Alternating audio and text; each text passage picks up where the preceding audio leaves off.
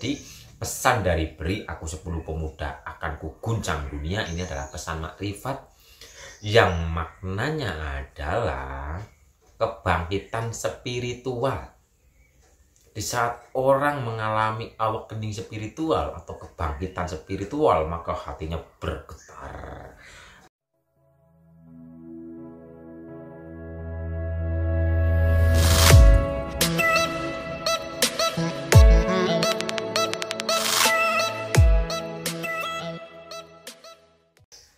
Beri aku 10 pemuda, maka akan kuguncang dunia.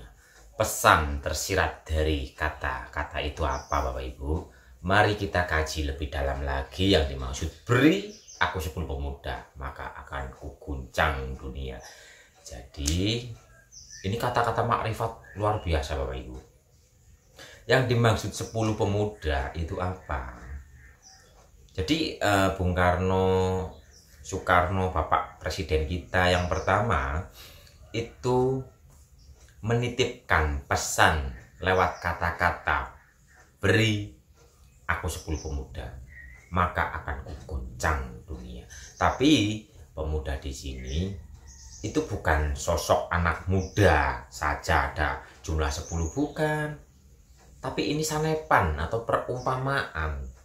Satu itu adalah simbol zahir, raga, kosong itu simbol batin. Jadi yang disebut dengan 10 pemuda adalah manusia yang sudah kenal dengan jati dirinya. Lah, pemuda di sini bukan tentang umur, Bapak Ibu, bukan tentang umurnya ini masih muda, ya kalau yang ini tua, kalau yang ini anak-anak, enggak. Jadi yang disebut pemuda itu adalah manusia yang mempunyai tekad yang kuat, mempunyai semangat yang membara, mempunyai jiwa kesatria, biarpun umurnya itu mungkin sudah 50 tahun atau 60 tahun atau mungkin 17 tahun, tapi kalau dalam dirinya mempunyai jiwa kesatria yang tak pernah putus asa, semangat, tekad, dan sebagainya, ya itu yang disebut dengan pemuda. Bahkan dalam diri kita, jiwa kita kan ya pemuda, Bapak Ibu. Nih Bapak Ibu yang sekarang umurnya sudah 70 tahun atau 60 tahun, jiwanya masih merasa muda apa enggak, Bapak Ibu? Karena urusan jiwa itu urusan rasa yang ada di dalam dada. Makanya di dalam surga nggak ada tua, nggak ada anak-anak. Yang ada adalah ya remaja lah, ya dewasa gitu loh, dewasa. Jadi ya kisaran umur mungkin 20 tahun sampai ya 30-an. Karena jiwa itu letaknya ada di dalam rasa. Orang tua 70 tahun pun rasanya masih merasa masih muda. Bahkan anak kecil yang umurnya masih sedikit, umpama masih 10 tahun atau 11 tahun, ini pun jiwanya merasa sudah dewasa gitu. Jadi di sini yang disebut dengan jiwa muda atau 10 pemuda itu adalah orang yang sudah kenal dengan jati dirinya. Karena 1 dan 10 kan adalah 1 dan 10. 1 itu simbol zahir, badan kita kalau berdiri kan seolah-olah menyimbolkan angka 1. Sedangkan kosong adalah soul, adalah batin, adalah hati. Jadi 10 pemuda adalah manusia-manusia yang sudah kenal dengan jati dirinya. Karena manusia-manusia yang sudah kenal jati dirinya otomatis akan mempunyai semangat, tekad, mempunyai kemurnian batin, kemurnian jiwa, dan sebagainya. Terus beri aku 10 pemuda akan kuguncang dunia. Lah, dunia di sini apa? Dunia ini bukan tentang negara ABCD. Enggak. Setelah 10 pemuda kumpul jadi satu terus negara-negara lain guncang itu, ya mungkin itu secara syariatnya, tapi kan di sini yang dibahas adalah secara hakikat. Jadi yang disebut dengan 10 pemuda akan kuguncang dunia itu adalah dunia diri kita sendiri. diri kita kan adalah alam semesta, diri kita adalah dunia, diri kita adalah bumi.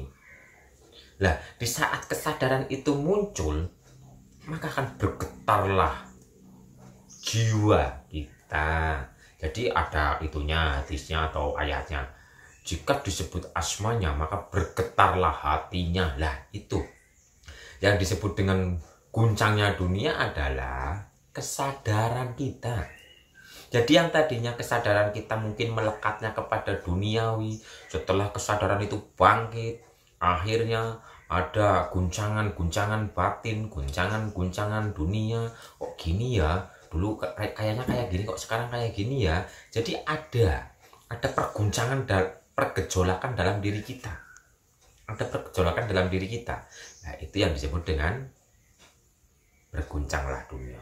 Beri aku 10 pemuda, maka akan kuguncang dunia. Jadi kesadaran sejati kan ini tadi, satu, zat yang suwung. Ini kan lebih dalam lagi. Satu itu simbol zat, tan keno kinoyo ngopo, tan keno kiniro opo, makanya suwung, zat tunggal, suwung. Nah, di saat zat tunggal suwung ini hadir dalam batin kita, mencahayai hati kita, maka dalam diri kita, dunia ini, bumi ini akan bergetar. Karena perpindahan dimensi dari jiwa yang liar menuju jiwa yang merdeka ini banyak sekali getaran-getaran, Bapak Ibu. Banyak sekali getaran-getaran dalam diri. Nah, ini yang disebut dengan beri aku 10 pemuda, maka akan kuguncang dunia. Dunia batin akan terguncang di saat kesadaran ilahi, kesadaran murni itu menampakkan dirinya. Maka hancur leburlah atau kiamat diri, maka bangkit yang sejati. Jadi pesan dari beri aku 10 pemuda akan kuguncang dunia ini adalah pesan makrifat yang maknanya adalah kebangkitan spiritual. Di saat orang mengalami awakening spiritual atau kebangkitan spiritual, maka hatinya bergetar. Hatinya bergetar sangat hebat dan akhirnya semuanya hancur. Keakuan ego hancur, lebur, dan yang sejatilah yang akan menguasai diri ini.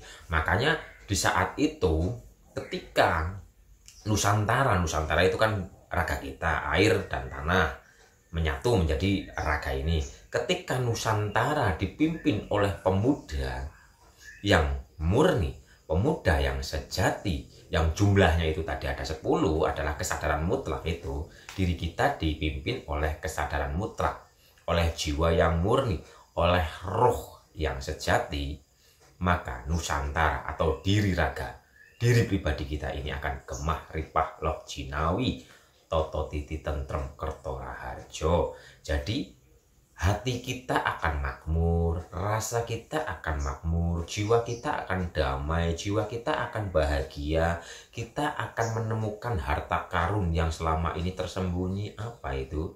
Kesadaran murni, kesadaran sejati yang akan memimpin Nusantara pribadi kita ini. Karena Nusantara air dan tanah yang berantara tapi akhirnya bersatu.